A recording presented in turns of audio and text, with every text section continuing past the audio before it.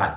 Bueno, pues que como comentábamos, ¿vale? Después de esta primera sesión de haber visto las cuestiones centrales de lo que es la historia virreinal, historia de América en la Edad Moderna, en los siglos XVI, XVII y XVIII, hasta el siglo XIX, haber visto la conquista, virreinato, instituciones y luego secesiones, entramos un poquito en lo que tendría que ver con la carga política de la historia, el estudio de la historia a la luz de ese imaginario nacional contemporáneo, ¿no? Ese, lo que hemos hablado de neoindigenismo o la nación ya desde un punto de vista teorizado y de lo que tiene que ver con la historia del pasado. ¿Vale? De hecho, esta cuestión yo la he tratado con el profesor Salvador Cárdenas recientemente, ¿no?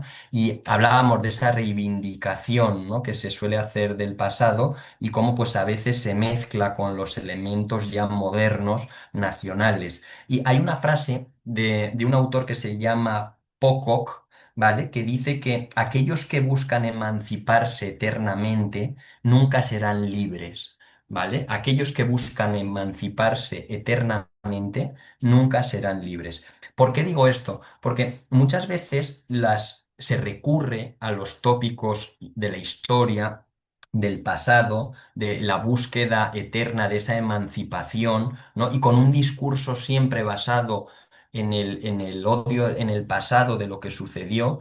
Y claro, el estar siempre bajo esa lógica, viendo el pasado, hace que nunca puedas desatarte de esas ataduras, ¿no? De las que tu imaginario ha creado la nación. Acuérdense que las naciones en América son todas producto después de la Revolución, o sea, lo que era el mundo hispánico, que lo hemos visto antes en mapas, ¿no? En el siglo XVIII, era una serie de provincias que no con fronteras, ¿no? De reinos, cada uno que basculaban en torno a la figura del monarca, pero que no había extranjeros, sino gente forastera, pero un rioplatense o un novohispano formaban parte de una misma cosmovisión.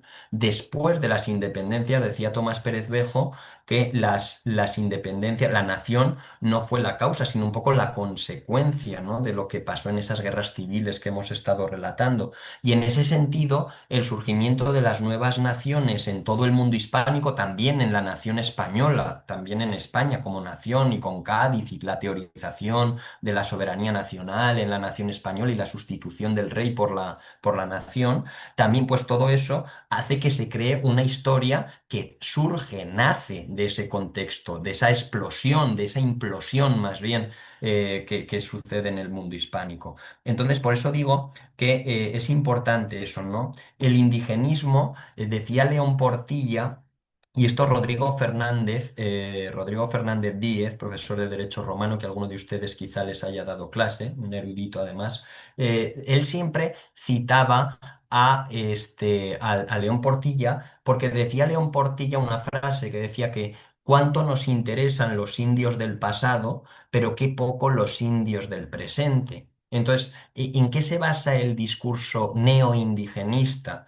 Pues que muchas veces estamos obsesionados, ¿no? Con Cuauhtémoc, el cuadro que hemos visto, ¿no? Que hemos visionado sobre la quema de los pies, ¿no? De la nación mexicana está siendo atacada y que en el museo, bueno, en la certamen de pintura de Nueva York se presenta ese cuadro, ¿no? Pues realmente, claro, estamos siempre dando vueltas sobre los indios de hace 500 años que poco tienen que ver con un mexicano actualmente, ¿no? Decía Pérez Bejo también que las ciudades virreinales hoy, que son patrimonio de la humanidad, Morelia, San Miguel de Allende, Querétaro, etcétera, tal, son mucho más mexicanas que lo que son las antiguas pirámides aztecas, ¿no? Pero bueno, por esa cuestión de ese mundo de que México nace desde el discurso liberal del siglo XIX de los aztecas, ¿no? Del mundo prehispánico, pues tenemos una concepción distinta, ¿no? de lo que es México actualmente. Pero bueno, volviendo a esa frase de Rodrigo Fernández y de León Portilla, de que cuánto nos preocupan los indios del pasado, pero qué poco los indios del presente, es una de las caras visibles del indigenismo, donde se está recurriendo políticamente al indio de hace 500 años, pero sin importar lo que le pase al actual, ¿no? Entonces, yo creo que esos mitos, el del buen salvaje de Rousseau, que hemos hablado antes también, y ese mundo idílico, lo que hace la historia nacional en realidad, el indigenismo, es parte de una visión nacionalista del México actual. Por eso el Estado recurre siempre a eso.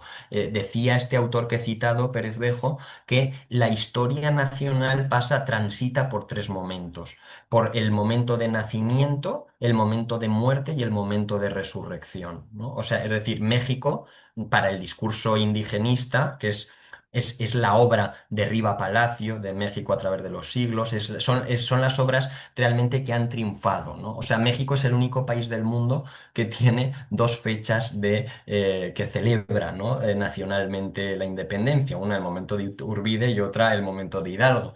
Y además, en ese discurso neoindigenista se impone en el siglo XIX la liberal, ¿no? Por eso Iturbide hemos dicho que está pues desterrado ahí en una parte de la catedral que nadie conoce muy bien. Y sin embargo, pues en ese discurso indigenista, todo el mundo, o más o menos la mayoría de la gente, piensa en México que México tiene milenariamente un pasado indígena, que ha transitado por un periodo de oscuridad, como ha sido el momento virreinal. Habría que decir aquí que la historia virreinal ocupa 3 siglos de la historia de México, a diferencia de los 2 siglos de la historia nacional actual. Es decir, el México histórico tiene más siglos de ser virreinato que de ser nación independiente. Tiene un siglo más de historia virreinal que los 2 siglos que tiene de historia nacional. Entonces, ¿cómo puede ser que un periodo de historia tan largo y que ocurrieron tantas cosas se ha llevado a los libros a un espacio tan pequeño, ¿no? Pues esto es lo mismo que lo que pasa en Europa con la Edad Media. ¿Cuál es la razón? Pues evidentemente en Europa se le ha considerado desde la Ilustración y desde Petrarca, la obra de Petrarca y del Renacimiento a la Edad Media, como un periodo oscuro. A nosotros nos ha llegado por las escuelas que la Edad Media fue un momento de retraso cultural, un periodo de oscurantismo. Esto evidentemente es falso. Igual que el virreinato, es un momento que Humboldt, Erasmus Darwin y todos los que he citado antes decían que no había en el mundo un lugar con las ciudades mejor proporcionales, más limpias, mejor estructuradas y donde mejor se vivía. Incluso la felicidad, llegan a decir, del mundo americano no es comparable con el mundo europeo. Pues en Europa nosotros también tenemos esa visión distorsionada de la Edad Media, ¿no? ¿Cómo puede ser que un periodo de tiempo tan largo como fue el virreinato en América, aquí un periodo de tiempo de 1000 años, nada más y nada menos, pues sea tratado como medio, ¿no? La edad moderna ocupa 3 siglos, la edad contemporánea ocupa 2 siglos. Posiblemente nosotros, después de la caída del muro de Berlín, ya estemos en otra etapa, ¿no? Por todos los cambios acelerados que ha habido después de la caída de la Unión Soviética y de todo lo que ha pasado hasta nuestros días. Entonces, eso se debe porque en Europa el periodo cristiano ha sido el periodo medieval, ¿no? Y entonces, desde la Ilustración y luego ya los autores modernos, se ha tendido a darle una valencia negativa entre la esplendorosa antigüedad grecorromana y el maravilloso mundo del Renacimiento, ¿no? Y en medio queda un periodo de oscurantismo que es la Edad Media. Esto el profesor Salvador Cárdenas conoce muy bien al profesor Miguel Ayuso, que fue su sinodal en el examen doctoral, que esto lo explica pues muy bien, ¿no? Pero bueno, quiero decir que igual que en la Edad Media hubo un periodo de mayor esplendor del hombre, porque el gótico es el arte insuperable hoy por el ser humano. Hoy lo que se hacía en la Edad Media a mano no se puede replicar con la tecnología actual, con los ordenadores. La Suma Teológica de Santo Tomás es una obra insuperable escrita por un ser humano, pero el nacimiento de la universidad es de la Edad Media, la banca moderna es de la Edad Media, las lenguas romance todas surgen en la Edad Media: el castellano, el cantar de Mio Cid, la chanson de Roldán en el caso del francés, etcétera, ¿no? Entonces, que si realmente tuviéramos una concepción realista de lo que fue la Edad Media o de lo que fue el mundo virreinal en su tiempo, pues muchos de los tópicos que nosotros tenemos hoy en día se derrumbarían, ¿no? Entonces, yo lo que quiero decir es eso, que la visión indigenista actual, neoindigenista, ve el pasado como un momento de que una nación que nació hace miles de años, que pasó por un momento oscuro que es el virreinato y que luego resucitó en las independencias. Ese momento de nacimiento, muerte y resurrección, que también aquí en España sucede igual, ¿vale? Para la nación española, momento de nacimiento, los reyes católicos, el tercer concilio de Toledo con los visigodos, tal, tal, tal. un momento de muerte, los Austrias menores y la decadencia tal, y la resurrección, las independencias contra Napoleón. O sea, el discurso nacionalista es similar, quiero decir, a los dos lados, en México y en España hoy, pero que sepan que en América eso obedece a una visión historiográfica, que es la visión liberal del siglo XIX, que es la que se impone con la famosa obra de Riva Palacio de México a través de los siglos y de otras obras que hasta hoy en día pues se siguen estudiando en las escuelas y a la gente la forman bajo esa deformación histórica, ¿no? que se presenta. Entonces, bueno, esos mitos del mundo idílico ya hemos dicho antes que no eran como tal, ¿no? Y que los castellanos y Cortés no conquistó Mesoamérica él, sino que lo conquistaron los indios y que lo mismo pasó con Pizarro, que todavía eran la mitad, eran 400 hombres, evidentemente que el imperio inca con 400 hombres, por muy buenas armas que hemos dicho que no era la superioridad de las armas tampoco un factor a tener en cuenta, pues tampoco pudieron ellos, sino que fue la unión de todos los pueblos indígenas contra los pueblos que los estaban subyugando, ¿no? Entonces, en ese sentido, yo creo que pues bueno, esa anécdota, ¿no? de, que les estaba diciendo sobre el indigenismo parte de esta visión histórica del mito liberal del siglo XIX y de lo que ha sido. Bueno, dicho lo cual, volvemos otra vez a lo primero que había dicho en la sesión, ¿no? Que yo parto de mi experiencia en México, ¿no? Y que la aproximación al estudio histórico comporta complejidad. Es decir, que para estudiar la historia hay que ser conscientes, ¿no? de que la historia es compleja. La historia no es blanco o negro, es gris siempre, ¿no? Entonces, no es esencialista. O sea, siempre en la historia hay caminos internos, ¿no? Entonces, no se puede, la historia, y la mayoría de las veces, no se puede reproducir ni recurrir a un maniqueísmo entre buenos y malos. Y como decía María del Carmen Martínez, hay que acercarse a los hechos desde la historia para conocer a los hombres en su tiempo, ¿vale? Entonces, eso es fundamental, ¿no? La crítica y los relatos alternativos son muy importantes, ¿no? Porque esos grandes mitos del siglo XIX, pues hay que justificarlos y luego también hay que cuestionarse si son ciertos o no. Entonces, nosotros no tenemos la verdad en nuestra mano,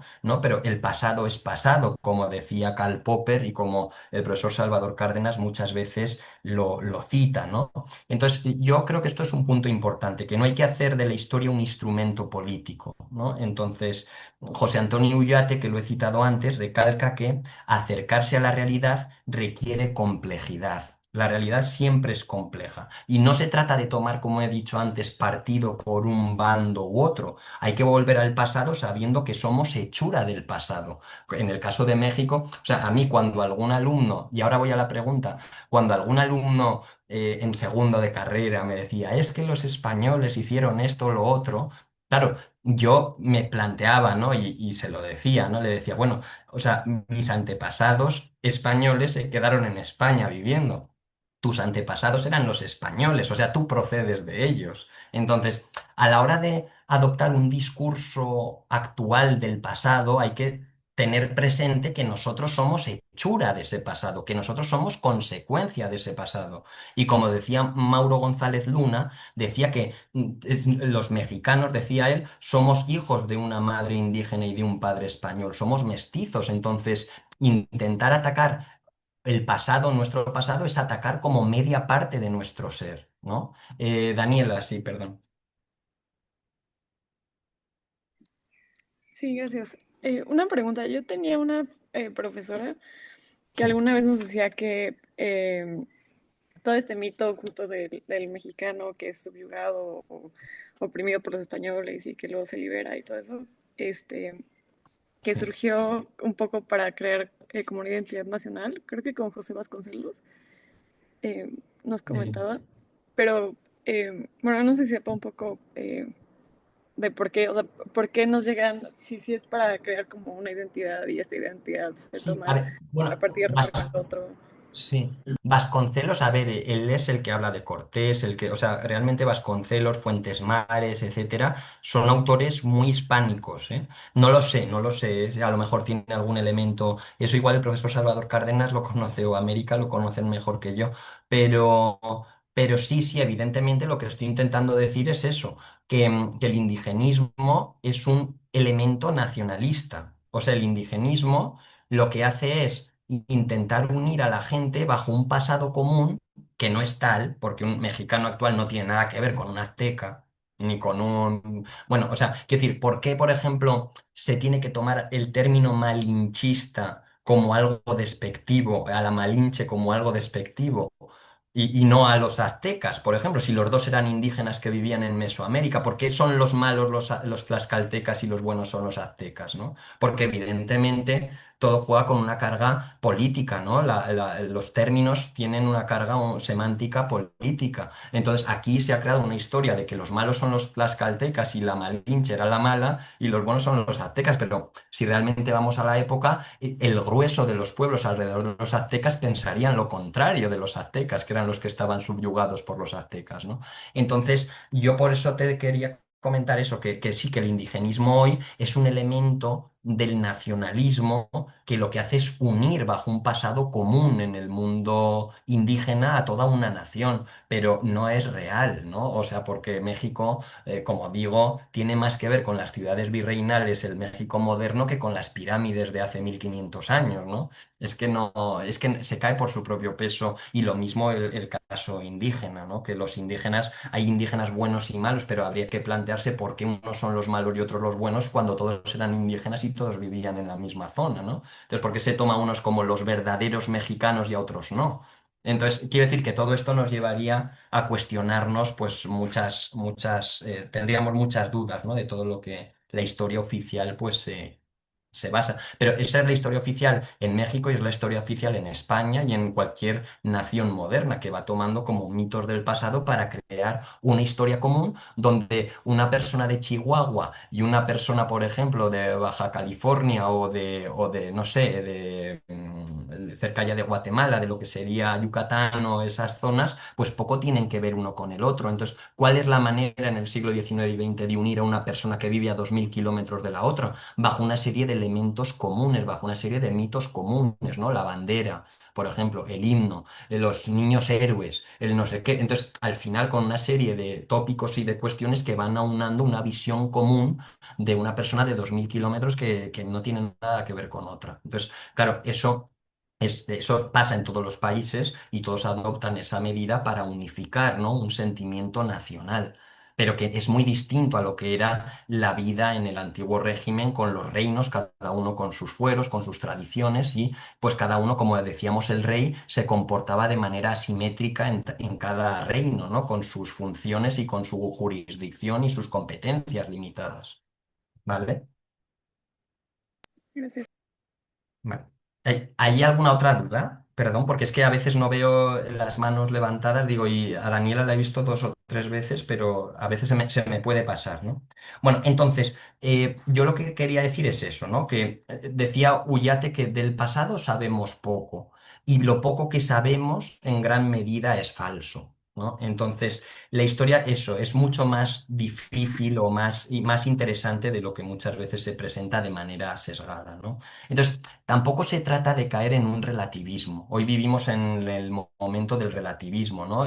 Hoy todo es la nada, que es el nihilismo. Entonces, al final, hoy bajo la frase famosa de mi verdad y tu verdad, ¿no? Y al final nada es verdad y todo es falso y nada es verdadero, porque al final todo vale y nada vale, ¿no? O sea, no, tampoco es caer en eso. Hay que tener claro que hay una serie de limitaciones, pero hay que tener claro que la realidad es compleja. Eso sí, hay que tenerlo muy claro. Decía también este historiador que les he citado antes, ¿no? Pérez Bejo, que cuando un investigador va a las fuentes de un archivo, ¿vale?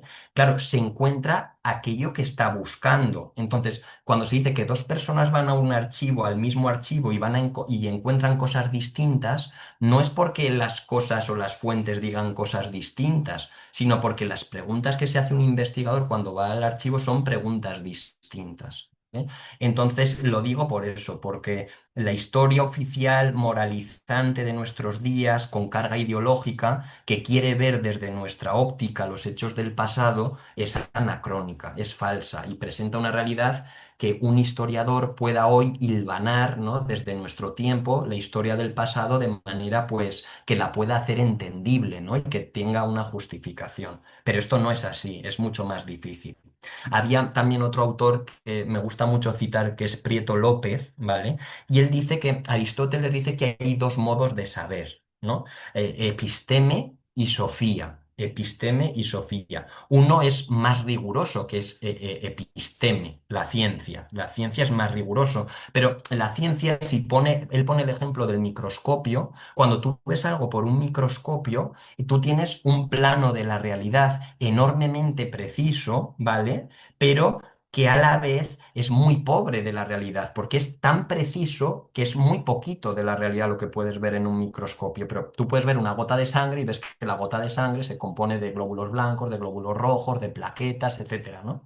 Pero también pone el ejemplo de eso es la ciencia, ¿no? Un saber, como digo, riguroso. Y hay otro saber que es más alto, menos riguroso, que es Sofía, la filosofía. Entonces, él pone el ejemplo de tú cuando te subes a una montaña se divisa el horizonte y cuando tú ves el horizonte, claro, no tienes la nitidez del microscopio en ver la realidad, pero sí tienes una perspectiva mucho más general de la realidad. Entonces, las dos son verdaderas y las dos son ciertas, la del microscopio y la de la ciencia y la de la filosofía. Una es más exacta, más precisa y es en un plano mucho más reducido y la otra es mucho más imprecisa, pero más general, ¿no? De la realidad. Entonces, la historia es historia, no se puede cambiar, hay que entender por qué fue así, pero es ridículo, ¿no? La criminalización que hoy se lleva a cabo por parte de leyes de memoria histórica, por parte de grupos políticos, a uno y otro lado del Atlántico, ¿no? De lo que ocurrió hace 500 años, ¿no? Y de pedir perdón o sea, decía Díaz Villanueva que las gestas, las proezas, las hazañas, las catástrofes, no las hacen los pueblos, ¿no? Las hacen las personas. Entonces, hoy esos grandes lobbies, ¿no? Esa es una clave, ¿no? Para hablar de instituciones que pues están muy mal estudiadas. Entonces, yo partiría de que el problema de la historia actual, ¿no? En el caso de México, en el caso de España, en el caso del nacionalismo, en el caso de todas las ideologías que estamos viendo hoy en día, es que la ideología se contrapone a la filosofía. O sea, la ideología, la filosofía es la búsqueda de la realidad, es la búsqueda de la verdad, ¿no? O sea, como diría Sócrates, es la búsqueda de la sabiduría, a diferencia de la ideología. Hoy nosotros vivimos en el tiempo de las ideologías, ¿no? Entonces, hay ideologías de corte nacionalista, de corte patriarcalista, de corte de lucha de clases, de corte fascista, de ideología que tiene que ver con los animalismos, con los ecologismos. Entonces, todas las ideologías son falsas. Todas las ideologías son falsas, son filosofías falsas. ¿Por qué? Porque la filosofía busca la verdad. La ideología lo que hace, como dice Mannheim, mutila la realidad y la hace suya. O sea, realmente la ideología es compartir una serie de visiones de las cosas, ¿no? Y a ti te da igual si son verdad o no, sino que tú compartes esas cuestiones con un grupo y además ese anonimato, como decía Mauro González Luna, es totalitario, ¿no? Porque en el momento en el que tú te opones a lo que dice una ideología, enseguida eres tachado, ¿no? De una persona que va en contra de lo que dice la ideología, ¿no? Entonces las redes sociales es eso, ¿no? ¿Cuántas veces vemos que una persona por oponerse de manera frontal a lo que dice el grupo, la masa de Le Bon, ¿no? Que es una teoría sociológica de un autor, de un psicólogo, pues se opone el grupo y de manera totalitaria, ¿no? Hoy con las redes sociales. Entonces, un poco, yo creo que la moraleja es eso, ¿no? Que burlarse de la filosofía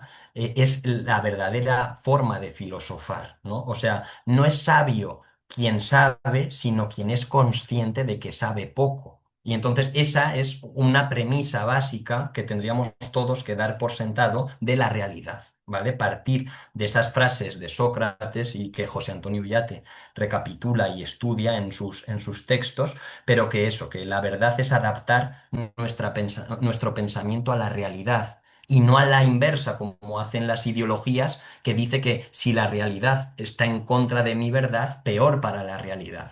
¿Vale? Esas son como las dos visiones, filosofía e ideología. Entonces, por eso digo que es falso ver la historia desde cualquier óptica ideológica. Muchas veces también desde la propia religión se ha intentado hacer una historia y la fe, o se ha intentado también la fe en muchos sentidos ideologizar. Y esa no es el proselitismo no es una verdadera forma de acercar a la fe a la gente, ¿no? Entonces, quiero decir que la propia fe muchas veces, sea en la historia nacional de la fe, etcétera, tal, ha intentado también crear un mito, ¿no? Y también ideologizar bajo. O sea que no está exento, ¿no? De que esa práctica de ideologizar también caiga del lado de la fe, ¿no? Entonces, por eso digo que hay que tener mucho cuidado con no caer en las ideologías y de buscar una realidad que sea acorde y que esté desligada de cualquier tipo de ideología, ¿vale? Entonces, yo creo que eso es fundamental, ¿no? Hablar de nacionalismo, hablar de también lo que cité de Tomás Pérez Bejo, ¿no? De que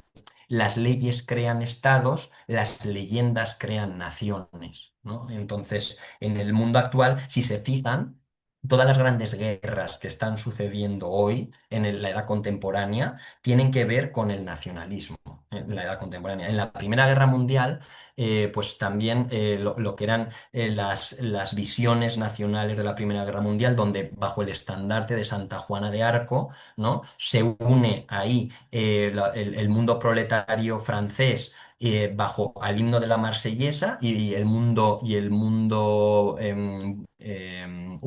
perdón, agrario francés bajo el estandarte de Santa Juana de Arco. O sea, es tan fuerte el nacionalismo que puede llegar a unir sectores tan separados bajo simbologías que las haga comunes, ¿no? Pero la Segunda Guerra Mundial, tal, pero hoy, ¿qué está pasando en la guerra de Ucrania, ¿no? O sea, en la guerra de Ucrania estamos viendo como un pueblo que son hermanos, bajo premisas, por un lado, paneslavistas en el caso de Rusia, y en el caso de Ucrania, de una visión antirrusa, como Polonia, que Polonia es el país más conservador, posiblemente católico, que hay en Europa, y que tiene mucho más que ver con la Rusia actual de Putin, pero el problema es que por una visión nacionalista de uno y otro lado, están alejados cuando son pueblos muy similares en la fe y en las tradiciones. Los ucranianos son hermanos de los rusos, ¿no? Y entonces la visión nacionalista es lo que separa muchas veces a pueblos, ¿no? Entonces, todo esto yo creo que sería muy interesante verlo, ¿no? De la perspectiva.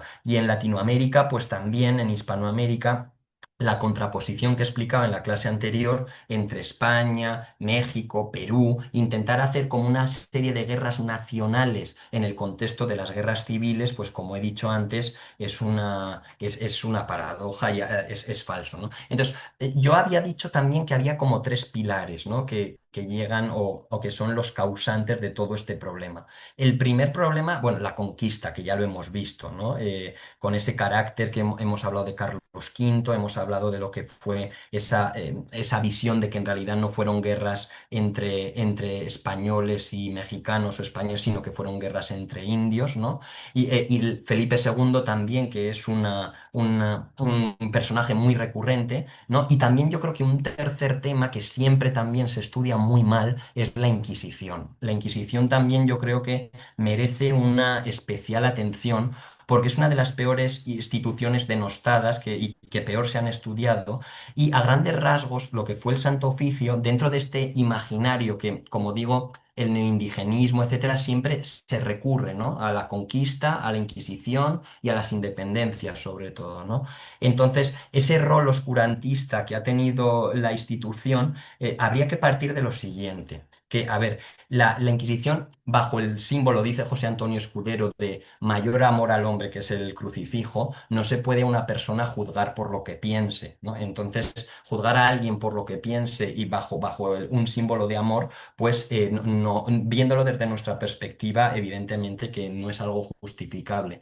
Pero hay que entender las instituciones dentro de su contexto, dentro de la época, no anacrónicamente desde el multiculturalismo de nuestro tiempo, ¿vale? Y en ese sentido, tampoco es hacer una defensa o no, pero hay que poner las cosas en su justa medida, ¿vale? Hay que partir que la Inquisición, por ejemplo, no perseguía a los judíos. Esto es uno de los grandes mitos que se ha intentado y se han dicho constantemente Oriente en la historia occidental, ¿no?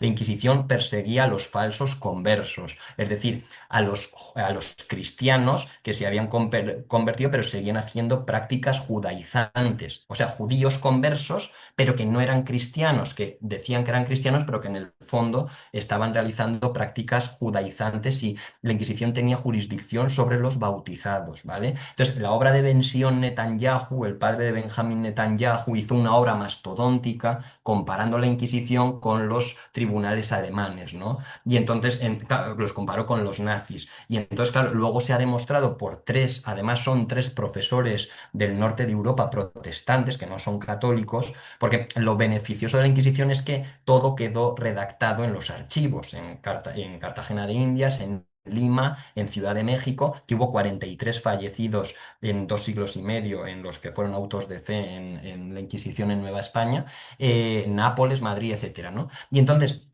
claro, nosotros estamos siempre recurriendo a esos imaginarios del pasado, pero cuando comparas las 80.000 brujas que se quemaron en Alemania, los juicios de Salem en Estados Unidos, ¿no? Las guerras de religión en Inglaterra o en Francia, los hugonotes, la matanza de San Bartolomé, y lo comparas con las cifras de la Inquisición en la época, claro, la Inquisición tuvo 600 y pico muertes en 2 siglos y medio, que está mal y como digo, no se puede justificar. Pero llevándolo al contexto de la época, en comparación con los datos que arrojan los tribunales seculares y los tribunales y el mundo protestante en la época, en realidad en el mundo hispánico las guerras de religión no existieron ni se dio, ni en América hubo guerras de religión también como producto, ¿no? de esa institución. Entonces, yo creo que habría que poner todo eso en contexto. Muchas veces se alaba la famosa Revolución Francesa, que sin juicio previo guillotinó a 25.000 personas y luego en la Vendée masacró a 250.000 personas que se opusieron a la revolución en Francia.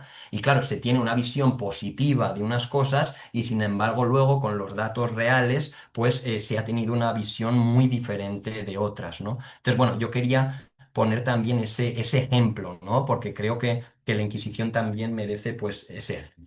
Bueno, entonces un poquito en esta segunda sesión yo de lo que he intentado hablar es eso, ¿no? De tener en cuenta que la historia es compleja, que no podemos decantarnos ni tomar partido de un lado y otro porque los hechos son hechos y el pasado está ahí y nosotros somos producto de ese pasado, por lo tanto, posicionarte a favor o en contra es posicionarte contra uno mismo, ¿no? En el pasado, de tus antepasados y de lo que sucedió. Y bueno, y un poquito yo creo que esto ligado a toda la cuestión indigenista y un poco entendiendo cuáles son las razones por las que se ha hablado de todos estos mensajes de nacionales en el sentido histórico de la historia de México, pues yo creo que con eso quedaría dicho. Entonces yo querría pues dar una, ya como quedan 10 minutos, ¿no? Y creo que esto es más importante incluso que la propia clase, ¿no? Entonces voy a dar una... Alguno ya me habrá oído a lo mejor, ¿eh? Porque yo siempre suelo acabar con un colofón final que, pues, y además siendo la última clase de la carrera,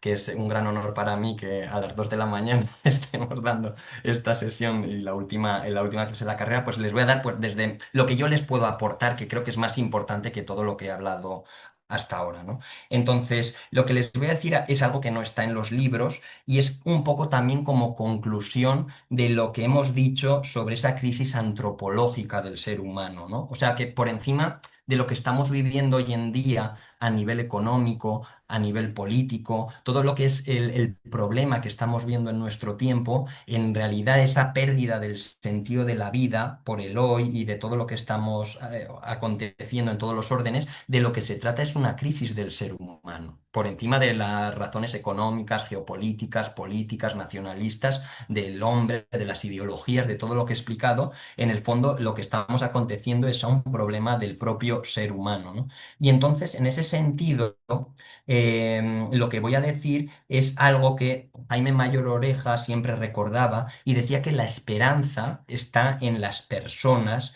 y en que cada uno de ustedes, ahora que han terminado la carrera, asuma una responsabilidad en la sociedad que les va a tocar vivir, ¿no? O sea, un cambio de actitud, dice, es fundamental para hacer frente a la crisis actual del ser humano y de la sociedad donde vive. Entonces, siguiendo también a Sigmund Bauman, decía que hoy hemos construido esa sociedad líquida, famosa, es decir, una sociedad sin referencias sólidas. Él recordaba los tres estados de la materia: sólido, líquido y gaseoso, ¿no? Y él explicaba que en esos tres estados el problema del modelo líquido por el que hemos optado es que se pierden las referencias sólidas, pero el riesgo no es el suicidio, sino la evaporación. El riesgo es que nos aproximamos a sociedades gaseosas, a sociedades que van a desaparecer. ¿Por qué? Porque la sociedad líquida nuestra, de nuestro tiempo, olvida el pasado, vive al día, ¿no? Entonces, en ese sentido, vivir al día no significa solo que te olvides de tu pasado, sino también te olvidas del futuro que vas a dejar a la siguiente generación. Entonces nosotros hemos olvidado lo que sufrieron nuestros abuelos, lo que hicieron por nosotros nuestros padres, y entonces, claro, una persona hoy piensa que es mejor persona cuanto más derechos tiene, y en vez de pensar que una persona es mejor persona, cuantas más obligaciones tiene que cumplir en la sociedad donde vive.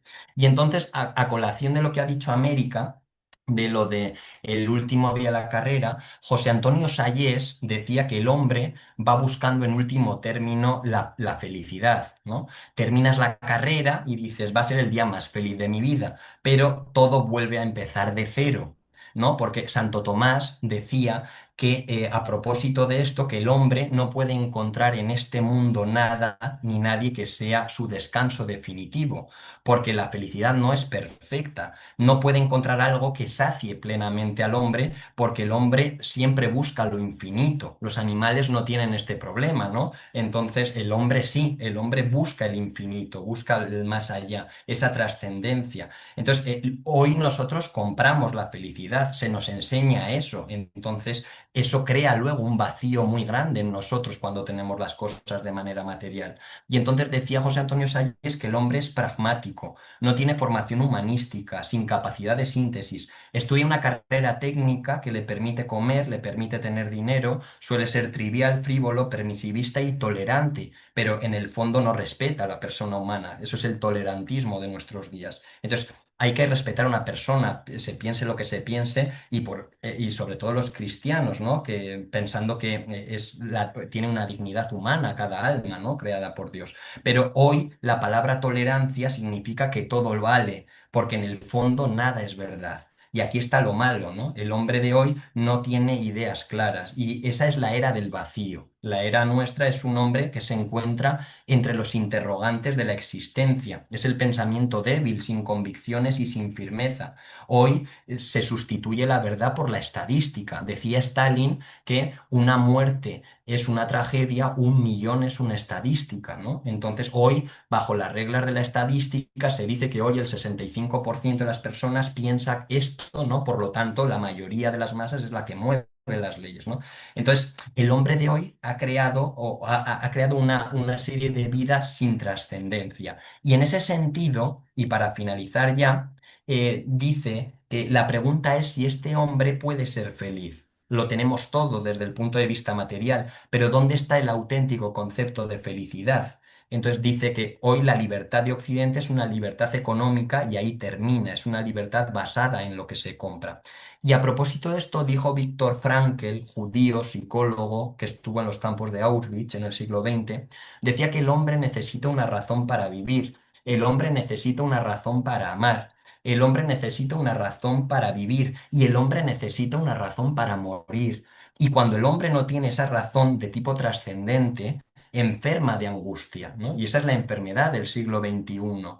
Dicho autor definió la felicidad como consistir en dar lo mejor de sí mismo por una causa noble. Entonces, ¿cuál es el problema del hombre de nuestro tiempo? Que no tiene causas nobles y por lo tanto no puede dar lo mejor de sí mismo. Y por eso fracasa el hombre de nuestro tiempo. Por eso los matrimonios, por eso los suicidios, porque el hombre no tiene una razón para dar lo mejor de sí mismo y por eso no puede encontrar la felicidad.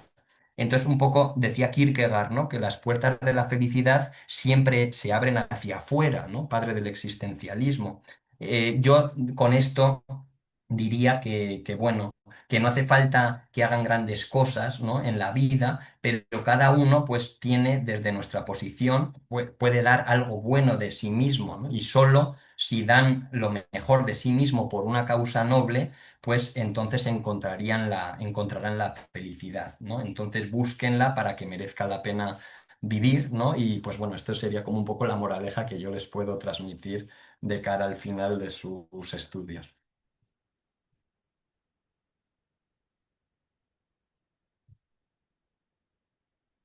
Bueno, muchas gracias.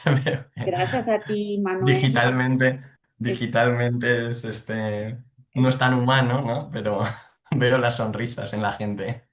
Quisiera que alguna alumno lo retroalimentara, por favor, dándole las Ah, gracias. no, no, no, no, no, no.